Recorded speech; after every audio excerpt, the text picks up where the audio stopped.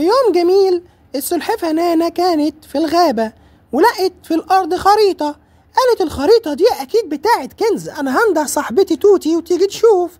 وندهت على القطة توتي وجريت راحت لها بسرعة. قالت لها في إيه يا نانا؟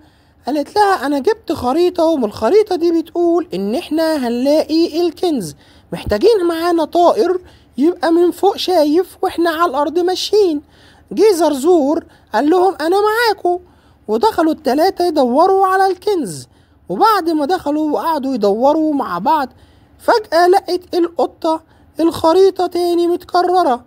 قالت لهم أنا حاسة إن الخريطة دي نفس الخريطة اللي معاكي يا نانا، إحنا كده بيضحك علينا، مفيش كنز ولا حاجة.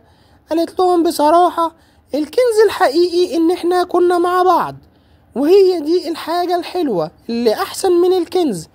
قام زوزو طاير وقامت القطة ماشية، والسلحفاة قالت أنا هحتفظ بالخريطة دي لأن الخريطة دي خلتني معاكم.